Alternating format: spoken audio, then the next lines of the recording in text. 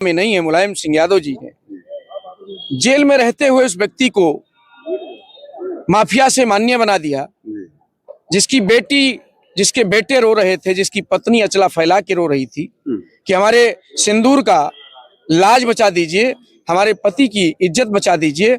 और माननीय राष्ट्रीय अध्यक्ष जी ने आदेश किया और वहां के जाबाज कार्यकर्ताओं ने उनको।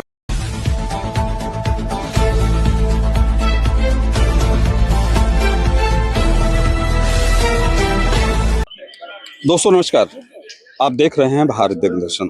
दोस्तों, अयोध्या हमेशा ट्रेंड में रहता है। देश ही नहीं, प्रदेश ही नहीं, पूरे वर्ल्ड में अयोध्या की जो सीटें हैं हमेशा छाई रहती हैं। अयोध्या हमेशा चर्चा में रहता है। हमारे साथ अयोध्या के जिला अध्यक्ष जी हैं। आज अखिलेश यादव जी की कॉन्फ्रेंस थी, कॉन्फ्रेंस में आए थे। जानने का प्रयास करते हैं कि अयोध्या में क्या कंडीशनें चल रही हैं, कि नए वहाँ से कुछ ना कुछ व्यू आते हैं। अयोध्या में एक सीट में बहुत ट्रेंड में चल रही है, गोसाईगंज। गोसाईगंज में बड़ा तहलका मचा हुआ है जब से अभय सिंह वहां से हटे हैं और समाजवादी पार्टी से उनको हटाया गया है। बड़ी चर्चा में रहती है।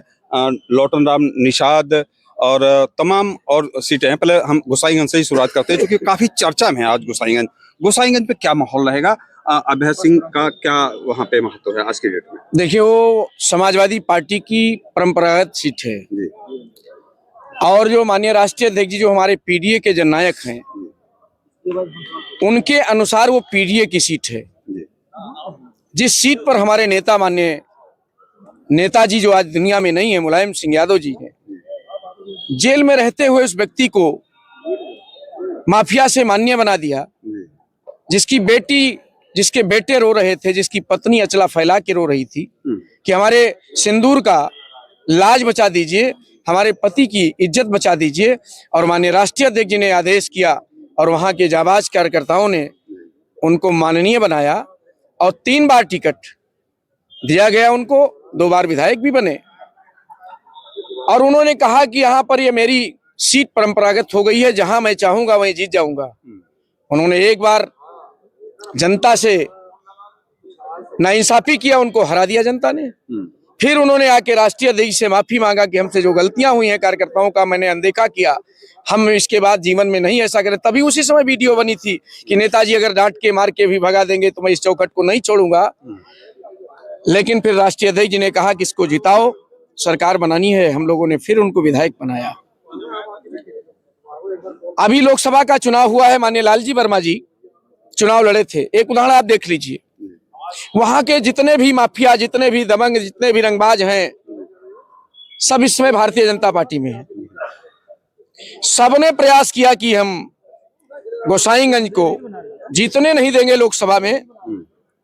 जो फैजाबाद की एक सीट अंबेडकर नगर में लगती है गोसाईगंज, और वहां के महान जनता को, महान मतदाताओं को जो ईश्वर तुल्य हैं, उनके चरणों में प्रणाम करके उनको बधाई देता हूं कि उन लोगों ने तीनों माफियाओं के होने के बाद भी 17,500 से लालजी वर्मा जी को चुनाव जिता के उनके मुंह पर तमाचा मारने का काम किया। सर एक सवाल है बिहार को लेकर जी। बिहार में लगातार चुनाव हो रहा है। वैशाली विधानसभा स्ट्रांग रूम में रखी ईवीएम मशीन के बार वहां पर जो कैमरे हैं वो बंद हो रहे हैं। एक गाड़ी रात के अंधेरे में जाती दिख रही है, और दूसरी तरफ समस्तीपुर में ईवीएम से जो पर्ची निकली थी उनकी बहुत भारी संख्या में मिली हुई है। तो क्या लग रहा है कि निष्पक्ष चुनाव पर आप लोगों को क्या विचार है कि निष्पक्ष चुनाव क्या वहां पर हो पाएगा? देखिए, मिल्कीपुर में डकैती पड़ी, आप लोग गए थे। हमारी, आपकी और जनता की नजरों ने देखा कि जहां पर एक भी वोट बीजेपी का नहीं था, वहां पोलिंग नंबर 1 पे पहुंच गए। जो कभी भी इतिहास में नहीं जीते हो, वो पोलिंग नंबर 1 चले गए, जहां 250-300-400 से जीत गए, जहां पर उनका 50 वोट भी नहीं है। तो ये तो फार्मूला वहां से पैदा हुआ है। और जब ईवीएम स्ट्रांग रूम से गायब हो, कोई लेके जा रहा है, कोई लेके ला रहा हो, तो ये तो आप जानते हो लोकतंत्र है। इस लोकतंत्र में ये दिन नहीं देखना चाहिए था। बाबा साहब भीमराव अंबेडकर जी ने जो ये संविधान बनाया, उसमें बनाया था कि सबको वोट देने का अधिकार होगा, वही हिंदुस्तानी होगा जिसको वोट देने का मत होगा, अधिकार होगा। लेकिन आज ईवीएम गायब हो रही है। तो जब पूरी दुनिया से ईवीएम हटा दी गई तो हम मांग करते हैं ईवीएम होनी ही नहीं चाहिए। पहले चरण में मैंने पहले देखा गया था कि तमाम सारी महिलाएं वोट डालने जा रही थी, उनका वोट पहले ही पड़ गया था। इस चीजें वहां भी देखने को सामने मिली हैं। देखिए, जहां तक बिहार की बात है, बिहार में तेजस्वी यादव जनता के लीडर हैं और जनता के मुख्यमंत्री बन चुके हैं। ईवीएम से मुख्यमंत्री बनने के लिए जनता ने मन बना लिया है और लोकतंत्र की जीत होगी और बिहार में तेजस्वी जी की सरकार बनेगी और उत्तर प्रदेश में 27 में माननीय अखिलेश जी की सरकार बनेगी। बेईमानी जितना करेंगे हम उस बेईमानी को, लोकतंत्र को बचाने के लिए हर कुर्बानी के हर स्तर तक लड़ने का काम करेंगे। मतलब कुल मिला के जो वहाँ की जो तस्वीरें आई उसको आप लोगों को किसी प्रकार कोई टेंशन है नहीं, बात नहीं? बहुत टेंशन है, बेईमानी करेंगे लोकतंत्र नहीं रहेगा, खतरा होगा, संविधान नहीं बचेगा। तो इससे ज्यादा टेंशन क्या हो सकता है? करोड़ों करोड़ नौजवानों को, हिंदुस्तानियों को टेंशन है कि भारतीय जनता पार्टी संविधान को खाना चाहती है और खत्म करना चाहती है। देखिए, उत्तर प्रदेश फिर आते हैं, चूंकि गोसाईगंज पे बात हो रही थी जी, आप पत्रकार, आपने जो है बिहार पहुंचा दिया। चलिए, बहुत बहुत धन्यवाद पत्रकार महोदय को। उसके बाद जो आती है आपके जस्ट सटी मिल्कीपुर। जी, मिल्कीपुर में हाल ही में उपचुनाव हुआ है, आप वहाँ के जिलाध्यक्ष हैं, आपके ऊपर बहुत बड़ी बड़ी जिम्मेदारियां हैं। तो क्या मिल्कीपुर में अगली बार 2027 में आप लोग चुनाव जीत पाएंगे? देखिए, कभी भी भारतीय जनता पार्टी वहां जीतती नहीं थी। वो मेरी सीट है, वहां के नेता हमारे राष्ट्रीय महासचिव और वर्तमान में अयोध्या के सांसद, जिनका आज पूरे देश दुनिया में नाम है। आप लोग देखते होंगे, जहां जाते हैं, अभी बिहार गए थे तो उनका कितना खैर मकदम हुआ, स्वागत हुआ और उनका जलवा भी रहा। माने राष्ट्रीय अध्यक्ष से लेकर तेजस्वी जी और बिहार की जनता ने बड़ा स्वागत किया हमारे अयोध्या के सांसद जी का। वो सीट हमारी है, माननीय अमित सेन जी वहां के नेता रहे हैं, वहां हम तब भी जीतते थे। माननीय अवधेश प्रसाद जी वहां से विधायक बने हैं, वो मेरी सीट है, हम सीट जीतेंगे। अगर वोटों की डकैती ना हुई होती तो हम मुख्यमंत्री योगी आदित्यनाथ के सरकार में भी वो मिल्कीपुर की सीट जीत जाते। जब सारे लोगों ने मिलके, वहां के प्रिजाइडिंग ऑफिसर ने, वहां के एसडीएम ने, वहां के मजिस्ट्रेट ने वोट डाल दिया तो चुनाव तो हार ही जाना था। अच्छा, बहुत सी सीटें हैं, बगल में एक सीट आपको रुदौली है, बहुत कायदे से रामचंद्र यादव वहां से विधायक हैं। और क्या करेंगे वहां पे? कैंडिडेट की कुछ आपकी पार्टी की तरफ से कोई घोषणा हुई? क्योंकि सारे जिम्मेदारी तो जिलाध्यक्ष पे ही होती है। देखिए, जहां तक कैंडिडेटों की बात है, माननीय राष्ट्रीय अध्यक्ष जी का जो आदेश होगा और जो जिसको वो कैंडिडेट बना देंगे, हम सारे लोग उसके साथ रहेंगे, उसको चुनाव जिताएंगे, उसकी मदद करेंगे, बड़ी ईमानदारी से मदद करेंगे।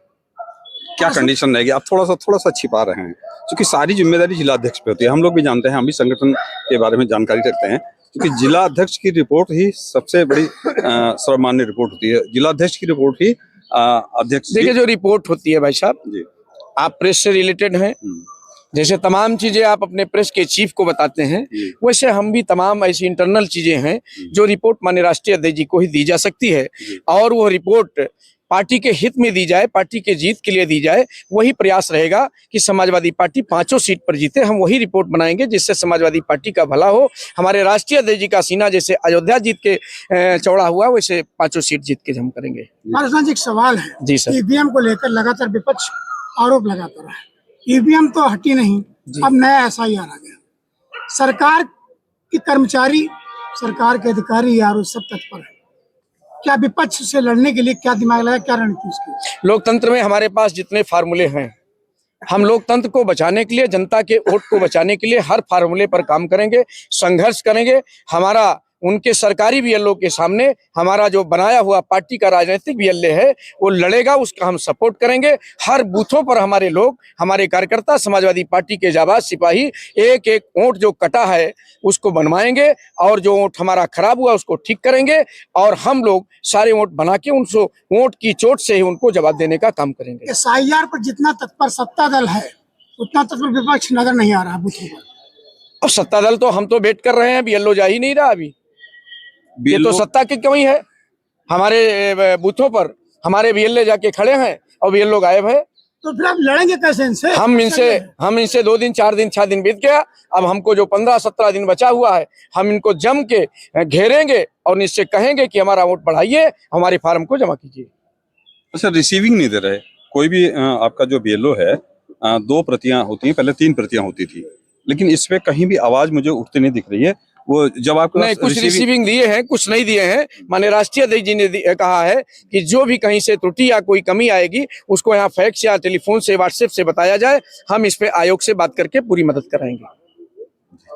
बहुत बहुत धन्यवाद। सवाल तो बहुत हैं, फिर मुलाकात होगी। तो दोस्तों, बहुत धन्यवाद आप सबको। आप चेहरा परिचित हैं, जानते हैं, अयोध्या के जिला अध्यक्ष। चूंकि जिला अयोध्या का जिला अध्यक्ष होना बहुत बड़ी बात है और वहां पे जो भी कैंडिडेट होंगे आपके सौभाग्य से होंगे। फिलहाल आप नहीं कहना चाहते, मैं बता रहा हूँ जिला अध्यक्ष की क्या जिम्मेदारी है। तो फिलहाल आपका कमेंट क्या है, आपकी राय क्या है? अपना राय और अपना कमेंट कमेंट बॉक्स में जरूर दीजिएगा। आप देख रहे हैं भारत दैनिक दर्शन, मैं विक्रम सिंह, नमस्कार।